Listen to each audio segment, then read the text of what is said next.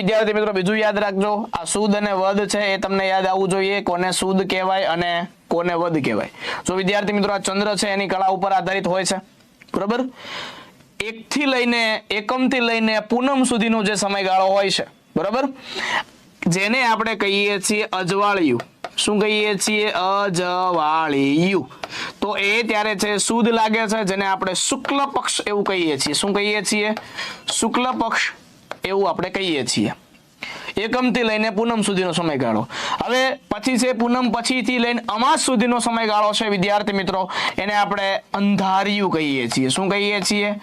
અંધારિયું છે કહીએ છીએ. અને આને છે આપણે કૃષ્ણ પક્ષ છે કહીએ છીએ. શું કહીએ છીએ? કૃષ્ણ પક્ષ છે કહીએ છીએ. તો જે પ્રથમ 15 દિવસ આવે છે મહિનાના એ સુદમાં આવે છે, બરાબર. પછીના જે 15 દિવસ આવે છે એ વદની અંદર આવે છે. અહીંયા છે એ શું લાગે છે? તો કે પૂનમ લાગે છે ને અહીંયા મહિનો પૂરો થાય છે ત્યારે શું આવે છે?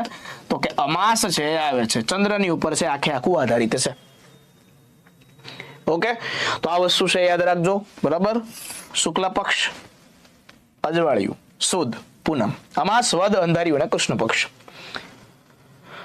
ઓકે, આવા બધા છે એ આ સામાન્ય જાણકારી છે, આવું આપણને છે એ આવડવું જોઈએ. બીજું કઈ જરૂરી છે નહીં. તમને તમારી મોજ છે, આવડે તો ઠીક છે, ન આવડે તો વધારે ઠીક છે.